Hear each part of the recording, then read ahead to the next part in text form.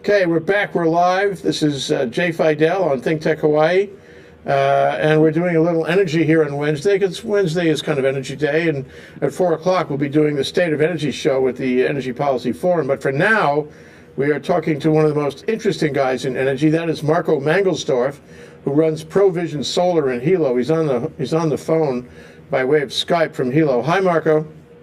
Hi there, Jay. Great to be back with you again. The same. We ought to have regular conversations. I really appreciate your thoughtful analysis and the fact that you come up with so much interesting data. And the most interesting data, that recently is an email you sent me on July 28th with thoughts about net energy metering and, the interrelationship of that and the utility, HECO, and PV. So I want to explore that with you if you don't mind. So can we look at your email, the thoughts you expressed, and can you tell the people what you have on your mind about those issues? Well, to be considered these days, obviously, in terms of energy issues across the state, and I'm most focused on and most affected by what's going on in terms of the solar electric industry, principally on my prime island here, the Big Island, but I'm also an analyst of what's going on statewide, and I was looking at some of the numbers for net energy metering, and for those of the audience who don't understand exactly what that means, that essentially is a law that came into effect July 1 of 2001, which allowed homeowners and business owners to install grid-connected, grid-tied solar electric systems, and to be able to get credited, not paid typically, but credited at the full retail rate for whatever solar kilowatt hours, PV kilowatt hours were being produced, hence the word net. So this law went into effect just about 12 years ago, a little longer than 12 years ago. And it was striking to me as I looked over some of that data that in the first several years of net energy metering, there were very, very few people who went and took advantage of that. In fact, by the end of 2003, there were a grand total of 46 registered NEM customers across the entire state. And fast forward that... But to put that in perspective, that was before the 2008 Hawaii Clean Energy Initiative, and people weren't thinking nearly so much about clean energy then as they did, say, 2008 and following, right? Absolutely. That essentially when things really started to take off was after the HCEI agreement in 2009, 10, 11, 12 have just been one growth year after the other in terms of PV adoption.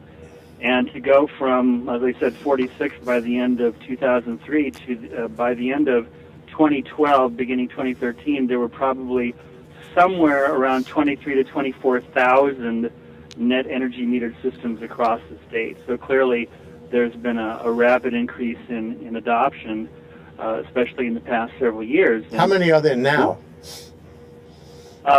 There is not a super accurate figure that is being put out on a month-by-month basis, but based on the permit data that I track on a regular basis, my estimate is that there are probably somewhere around 31,000 systems that are either installed by now or have been permitted and will be installed over the weeks and months to come. So if we stop there, what does this mean? I mean, 30,000 plus. What does it mean in terms of the marketplace, in terms of public opinion, in terms of the effect on the grid and the utility? What does this mean? Well, I mean, and that is really the key question, not just for my business, of course, but for the industry as a whole. And there are really some countervailing forces going on. We had a monumental year last year where there was more PV permitted last year than the previous 20 years combined. And whereas net energy metering and PV, grid-connected PV in general, has been I won't say marginalized, but relatively on the margins in terms of gross power production as a percentage of feeding into the overall much, much larger grid. It hasn't been much of a concern to the utilities. However, that has changed over the past couple of years or so. So as adoption has increased dramatically, so has the number of PV systems in any given circuit. And in some circuits, in fact, it has reached a level of what the utility calls high saturation that is giving our friends at HECO, HELCO, MECO, and KIUC some cause for concern. because, as you can imagine, any utility grid operator necessarily needs to know how much power is feeding into that grid from one or more or multiple sources. And when it comes to distributed generated systems, in other words, rooftop systems from 1 kilowatts to 10 kilowatts to 50 kilowatts or larger, this is a type of technology that does not lend itself to easy control in terms of what or how much power is being fed into the grid at any given moment in time. I mean, the utility certainly controls how many systems are installed because you can't hook up to HECO, HELCO, MECO, or KIUC, at least not legally. You can't hook up unless you enter into a binding legal agreement with them. Yeah, but all you know then is the number of systems. You don't know exactly how much power they're going to try to give you under the net energy metering. That is correct. That is correct. But the utility operators are obviously watching their dials and their screens on a 24-hour basis, and they can see the effect of PV systems on a given circuit, especially as that given circuit becomes more and more highly saturated. So, whereas the financial inducements to go PV from both a cost of electricity standpoint to federal and state tax credits, and the fact that people want to be more green, want to be more energy independent, has led to a massive increase in adoption in PV over the past several years. But the flip side of that is more and more of a concern on the part of our utility friends as to where should they necessarily draw some rather firm and hard red lines. Well, before we go to those lines, you in your email to me, you said you had an attached schedule that demonstrated that the loss for new net energy metering installations installed at the end of 2012 was $12 million and change. I guess that's per annum. How do you get there? In other words, what is the effect of the net energy metering process? How does it lead to that loss? Well, let me first state that particular figure was not one that I came up with. That is actually the figure that HECO came up with as an estimate for HECO, HELCO, and MECO in terms of lost revenue, as I understand it, if I understand their methodology correctly, that when you have X number of net energy metered systems, which of course they have on their books, they can calculate, that represents essentially a loss of revenue to them as they are crediting people for the solar power produced at the same rate, the same retail rate that they are in fact charging them and their non-net energy metered neighbors. So this is when the customer returns the power. HECO itself in the past would be generating that amount of power itself. Now when the customer returns the power, the HECO has not generated that power. It's been generated by somebody else, so they can't sell their own power. Is that what you're saying? That's part of the equation. I mean, the other important part is that whenever any business is involved in, let's say, purchasing or crediting a particular product at the same rate that they're charging for it, I mean, that obviously is going to be a net loss. Yeah. You don't make a profit doing that. You don't stay in business ultimately doing that. Well, how did we get to that? I mean, is this something that was just handed down as a legacy way back in 10 years ago at the end of 2003 that it seemed to be a good idea at the time and it just got perpetuated now for the past 10 years, but actually it's not a good formula to pay the retail price for net energy metering? Well, that is a very juicy and political question, Jay, and it really, in my opinion, before net energy metering took off as it did over these past 3 or 4 years, it wasn't much of an issue in terms of lost revenue to the utilities. So they made a decision going into this that at least for the time being, this is something that they and their shareholders and their investors would essentially eat over time. You know, another problem with that, though, is that if you let more and more people enjoy the fruits of that analysis, then more and more people are wedded to it. And I think the magic word in what you started to say was political. Because if you have all these people who are enjoying that good price, they're less and less likely politically to allow a reduction in that price. Well, there's that, and there's also the argument that is being made not only in this state but also across the mainland. I wouldn't call it a backlash so much against grid-type PV as it is a growing concern on the part of many utilities as net energy metering grid-type PV has become more prevalent, especially in places like California, Arizona, and other states on the mainland where PV is so big. It's the fairness argument, which is that the more people you have getting net energy meter systems, the more that essentially puts at a disadvantage, an unfair disadvantage, all those non-net energy metered customers who are essentially indirectly subsidizing the net energy metered customers who are receiving this type of benefit, which they are not. This sounds like the old argument that people have been making about PV itself. And maybe we're talking about the same thing. When you're talking about this process over net energy metering, we're really talking about the process all around the installation of photovoltaic, right? Correct. The vast majority of net energy meter systems across the state and across the mainland come from photovoltaic systems. Yeah. So, what would be fair here? I mean, if I made you king, and I'd like to do that sometime, what would you do to fix this? Oh boy. Well, it doesn't lend itself, in my opinion, to any kind of easy solutions. If net energy metering is thought to be a societal good because, in our state at least, because it reduces the amount of imported fossil fuels that must come to the state, it allows us to become cleaner, it allows us to become more energy independent.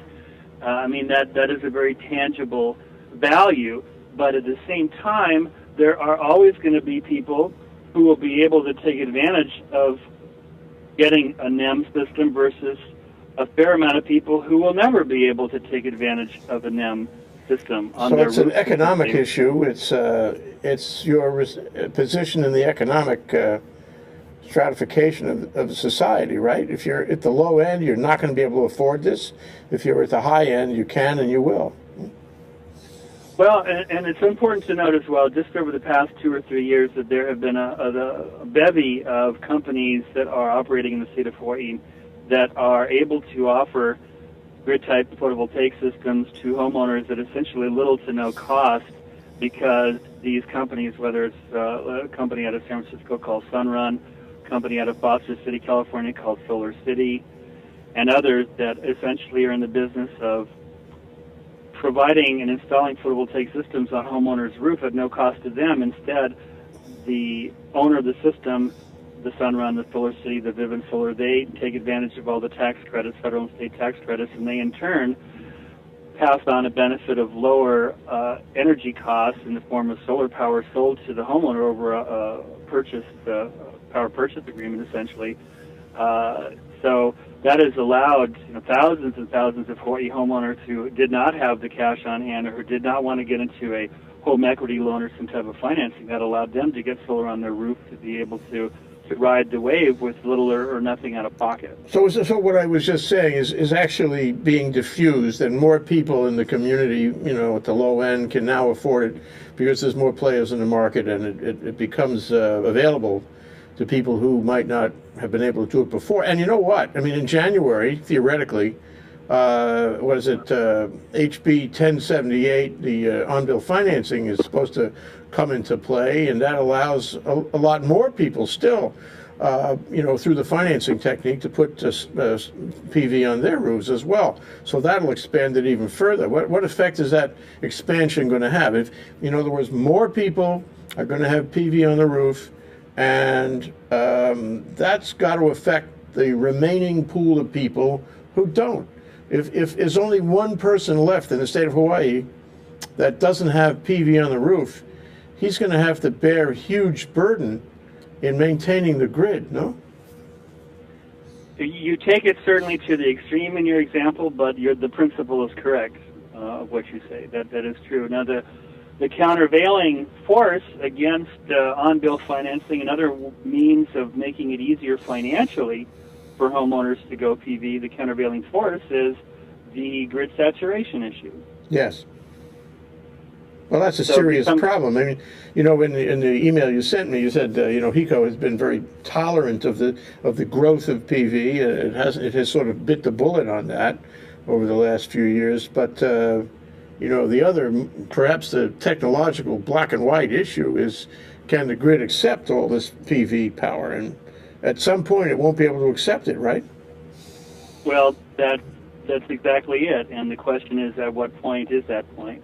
And this is something which is garnering a significant amount of attention, not only across our own islands here and our HECO, HELCO, MECO, and KIUC in Kauai, but also on the mainland. But I think it's especially pertinent and especially critical and becoming more urgent here, because we've got these, number one, smaller island grids, and number two, they're all independent. They're not hooked up because, at least for the time being, there's not going to be, in the near future at least, any type of underwater cable that's going to be connecting all the islands into one single grid.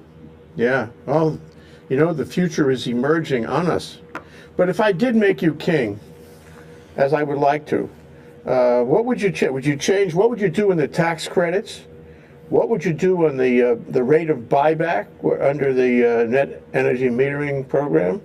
And what would you do on the base rate that that everyone has to pay to be connected to the grid? Right now, it's like $16 or $17 or $18, as I recall. What would you do to those things in your role as king? As king, well, let me address the first part of your question there in terms of the tax credits, which I'm sure you would agree is a very loaded issue, and tax credits typically are, because they are usually targeted, whether they're targeted or not, they usually are beneficial to a small subset of taxpayers and essentially exclude a larger subset of taxpayers. And there's been a substantial amount of discussion over the past years about the rather generous, in my opinion, has been, at least historically, the rather generous state tax credit, which has been on the books now for quite a number of years. And there was an effort, as I'm sure you remember, back in January to May to try to pass a new law in the state legislature that essentially went down, much to the disappointment of many people in my industry, in the first week in May, Senate Bill 623. So it really goes to the question of, what are tax credits supposed to do? Are they there as a temporary hand up, essentially, to get to commercial viability and a scale that allows for significant reduction in costs, and then have the tax credits ramp down, which I think a lot of people would agree that particular position.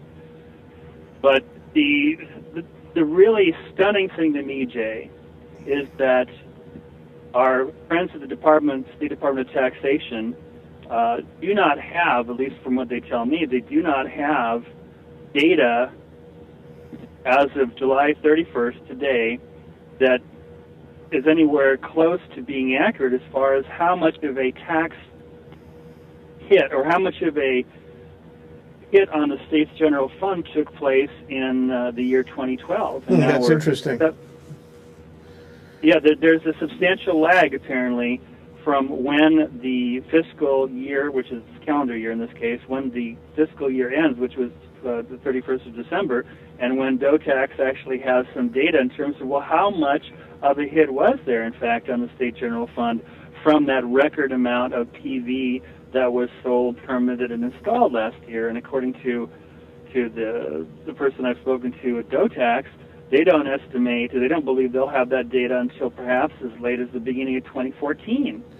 So this reminds me, it's such a clear reference back to Act 221, the tech research tax credit, back a few years ago. And the big political debate was, how much is it costing the taxpayer?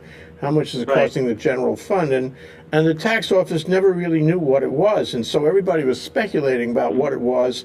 And that lack of knowledge, the lack of hard data, made it very hard and actually worked against the credit and the tech industry. And I really hope that doesn't happen again. Well, what we do know is that the conference committee in early May that was dealing with Senate Bill 623, which is the big hope this session of trying to get a new state tax credit to handle renewable energy technologies is that one or more of the conference committee members was concerned enough about the future cost to the state of the tax credit and the inability to get any type of real and hard data or estimates from DOTAX as to how much that was going to cost, caused them to essentially withdraw supporting the bill, which led to the bill dying in the conference committee. That's a shame. Because of that uncertainty of not knowing what the hit was estimated to be. That's a shame. But putting those considerations aside, if you were looking at this in a macroeconomic way, or sort of a macro energy way, what would you as king do with the credits? Would you sunset them? Would you sunset them sooner or later? Would you extend that sunset so that there's a continuing incentive on into the future? What would you do? Well, in fact, I wrote an op-ed piece on this in the Star Advertiser that was published back in April with my good friend Jigar Shah, who's been involved in these issues for a number of years as well. And we essentially made the argument that the solar electric industry in the state of Hawaii is of a maturity now based on the dramatic reduction in costs that have taken place over time and the commercialization and mass adoption essentially of this technology, that it was time sooner rather than later to significantly and rather quickly, not over years and years and years, but number one, set a sunset date and make that sunset date sooner rather than later. No one, I think, is advocating, and I'm not advocating, going from 35% to zero from day one to in 1 or 2 years. But there is, in my opinion, go ahead. Isn't this happening on the mainland? I mean, aren't state tax credits for PV installations sort of sunsetting around the mainland? Well, it really varies from state to state. There are some states which are more supportive of PV and some that are less. But the really one of the biggest drivers is not certainly state policies, yes, but the fact that there's been a 30% federal tax credit on the books since when was it, 2007, 2008, and that is scheduled to be around at least through the end of 2016. So the fact that approximately 1/3 the cost of the system is essentially paid for by the Fed has been an enormous benefit. Yeah, it's a cushion. Because even if you don't have the state tax credits, you have a federal tax credit. Well, let me move on to the second one. What would you do to the base rate? That's $17 or so that everybody has to pay for a connection, even if a person has a big PV installation, is not really using the power, and on a net energy metering basis, he really doesn't need to be connected, but he chooses to be connected for, what do we call it, energy security basis. What would you change that rate? Some people have argued it should be increased. Yeah. Well, that essentially is the minimum customer charge. Whether you are a net energy metered customer and you end up netting zero on a particular month, you actually produce more power than you ended up using, which would mean you're putting essentially banking kilowatt hours in your bank, so to speak. Or whether, for example, you decide you're leaving on vacation for 6 months and you turn everything off in your house, therefore you're not using any power, but you're maintaining your HELCO, HECO, or MECO account, and by regulation and by laws approved by the Public Utilities Commission, as long as you're a utility customer, the utility is entitled to charge you a minimum charge.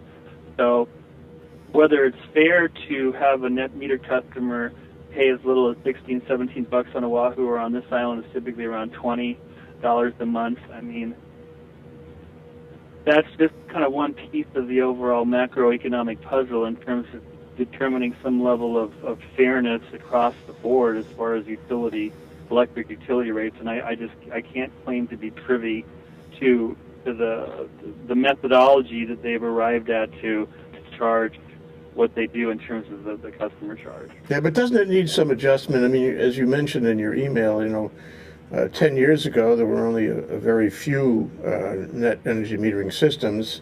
Now there are 30,000 plus, and the utility has this grid which is only being used for a shrinking cohort of people who don't have PV, wouldn't it be fair to make everyone pay for maintaining the grid instead of having only the shrinking cohort pay?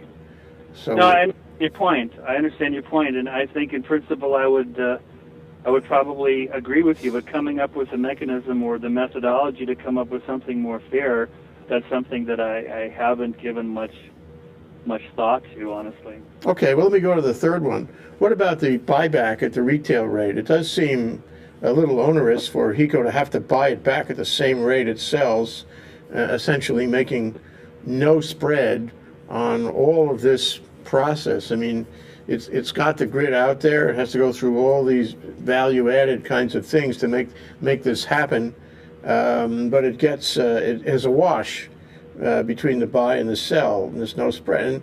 And what would you do? Would you give it a spread, and how big would the spread be? Oh, another challenging question. Well, it's the price of being king, I would probably delegate it to minds a lot brighter than myself, perhaps like yours, or anybody you would suggest. Okay, and finally, I know this term usually applies in connection with wind, but what about curtailment? What about saying, I guess the whole interconnection practice and the 15% we can't take more applications for PV that the utility was doing and not doing so much anymore. Would you curtail going forward? Would you curtail installations of PV in order to keep this manageable? Well, in fact, that is a rather key and critical word these days. And while I certainly can't claim to be completely privy as to what is going on in the inner deliberations of the engineering and management staff at the utility companies, it is my impression that as a possible option to take on and to accept substantially more PV, because I can tell you this, that there are a growing number of circuits in ECO territory, MECO territory, ELCO territory that are at essentially 100% saturation. What I mean by that is that the amount of installed grid-type PV in a given circuit, or PV that has been accepted by the utility company to be installed in a given circuit, that the capacity of that PV capacity, the nameplate capacity, the max capacity, is 100% of the minimum daytime load measured by the utility for that circuit. And let me see if I can make that more understandable. In other words, it's possible if you have 100%, if you reach that 100% mark, that at any given moment during daylight hours, especially around midday, that for that circuit you could have as much PV produced by all the systems in that circuit that equals the minimum demand from the utility at that moment in time. And what that would mean if it were to go over 100% in terms of PV production, that the substations would be seeing a surplus amount of power coming from all those photovoltaic systems, and that presents, in my understanding, that presents a problem to utility operators, because they then have a challenge in terms of what to do with that surplus power. Yeah. And Marco, spending it up. Go ahead. I just was going to say we need to take a break, so why don't you finish your thought, and then we will. Well, this is something I can pick up on after the break. Okay, we'll take a short break. That's Marco Mangelsdorf. He runs ProVision Solar in Hilo. He writes a lot and thinks a lot, has a lot of op-ed pieces. He's very familiar with this, and I always like talking to him about his thoughts, and he sends me email, and I really enjoy getting that, and I always want to talk to Marco and get his feedback. We'll be right back after this break.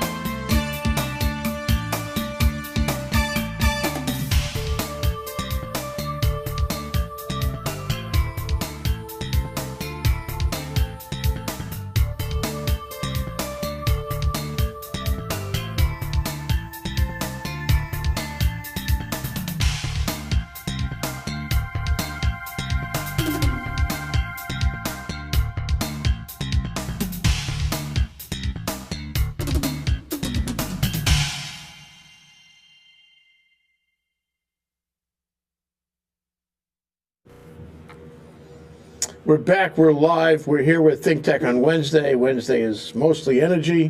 And I'm here with Marco Mangelsdorf of Provision Solar in Hilo by way of Skype. And we always enjoy talking to him about all these issues around photovoltaic and the grid in general. So, Marco, let me take us to another issue for a minute. Somewhere after 2008, we got into these discussions about the feed-in tariff, and I just want to get your impressions on how well that has done and how that affects the issues we've been talking about. How's the feed-in tariff doing in the landscape we've been discussing? Well, at the risk of not sounding terribly nuanced, it's been my impression that the feed-in tariff has been more or less a fiasco. There was a tremendous amount of well-intentioned and well-thought-out effort put into bringing the FIT feed-in tariff as a possibility for the development of large PV systems to be able to move us in the direction of greater energy independence.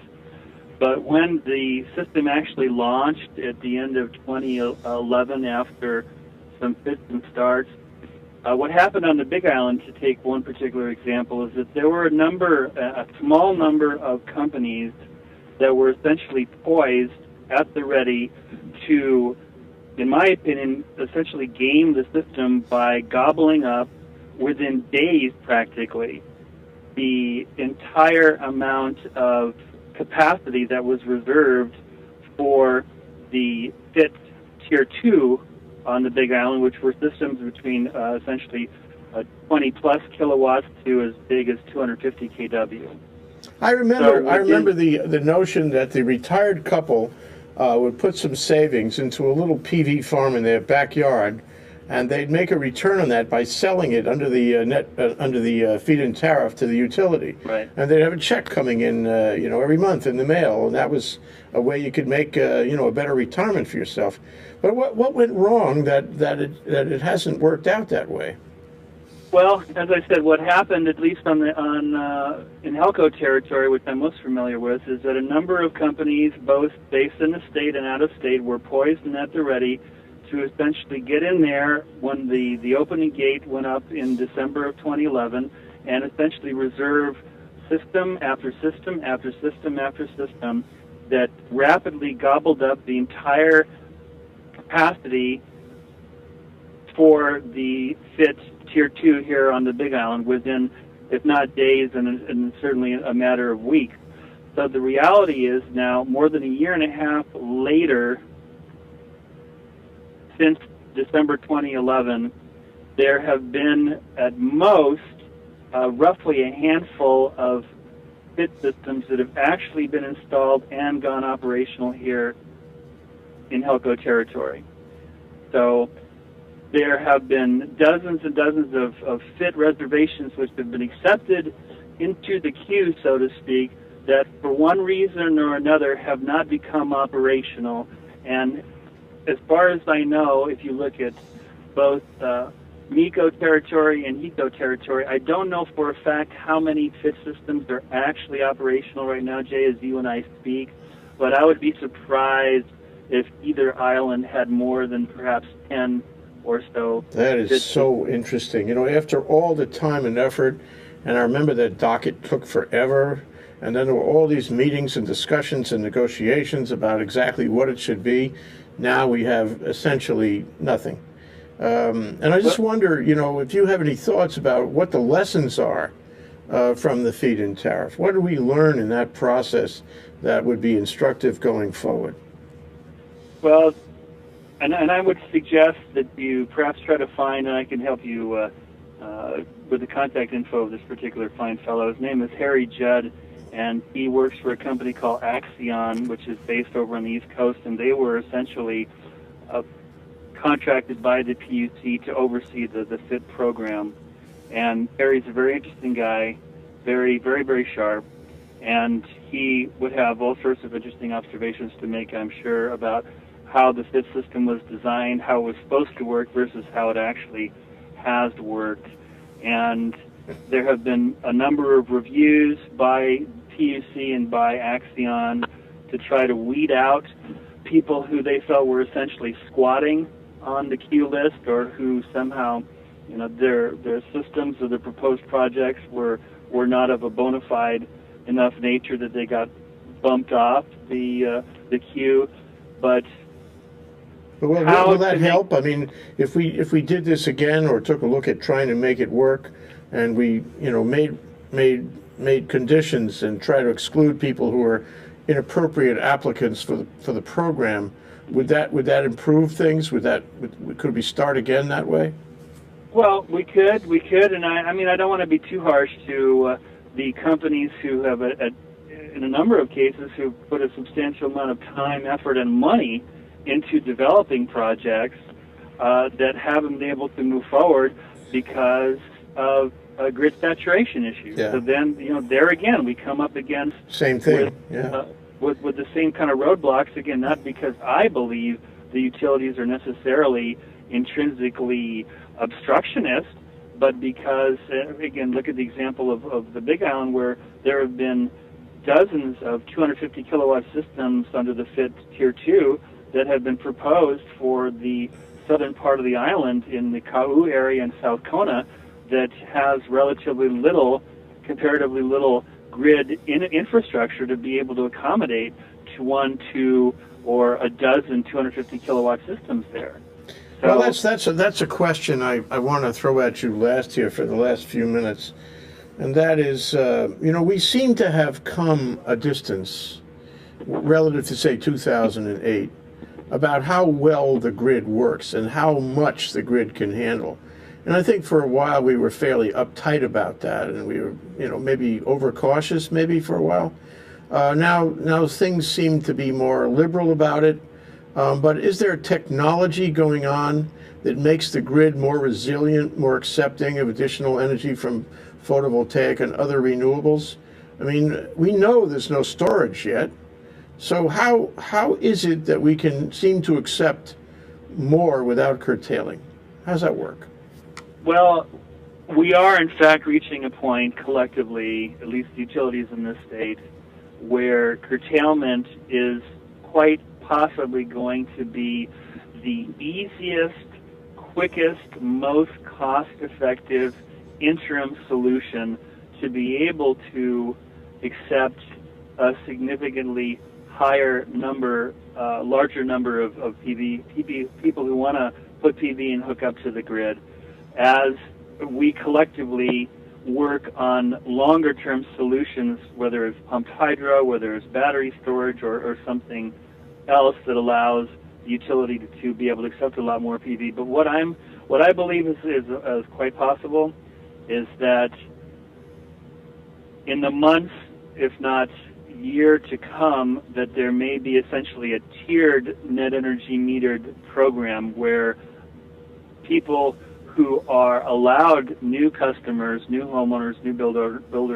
business owners who are allowed to connect to the grid, they will be allowed to do so under the express understanding that the output of their systems may be curtailed under certain conditions, which would effectively mean that their PV systems would be turned off, would be disconnected from feeding into that person's home or into that business if certain conditions arise with the utility company.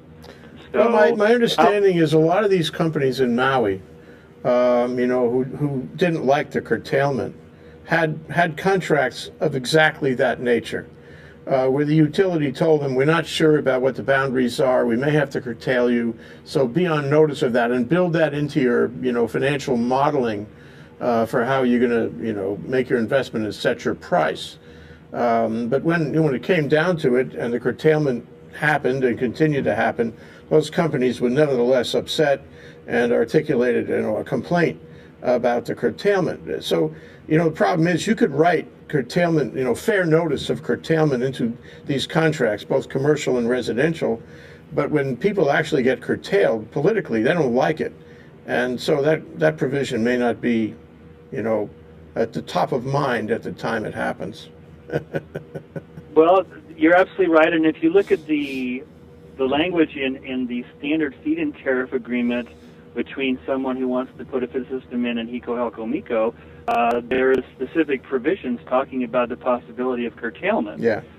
But to my knowledge, Jay, this has not been an option that has been pursued for net energy metered systems to date. Yeah. So if in fact the only way that HELCO, HECO, MECO can go to, let's say, 125% of that circuit's capacity or 150% of that circuit's capacity, if the only way in the short term that they feel they can do that and accommodate significantly more PV systems is to essentially require that the new customers agree to curtailment in principle and in reality, then if they don't agree to it, then they ain't got nowhere else to go.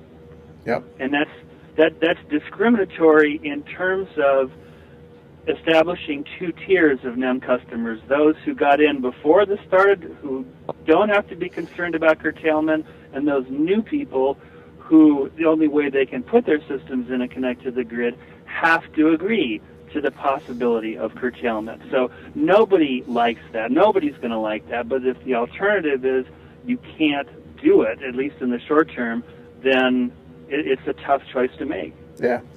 Well, it reminds me of March. March comes in like a lion, kicking and screaming. So does clean energy. Marco, it's been great talking to you. Right after this show, we're going to set up for a radio show, which will also be broadcast on Ustream and Spreaker.com from 4 to 5 with Jeff Ono, the consumer advocate. And I hope you can call in. The number to call in the next hour is 296-5467. We'll be talking about the orders that were recently entered by the PUC. Thank you so much, Marco. It's always my pleasure, Jay, to be with you. Thanks a lot. The same. Take care. Aloha.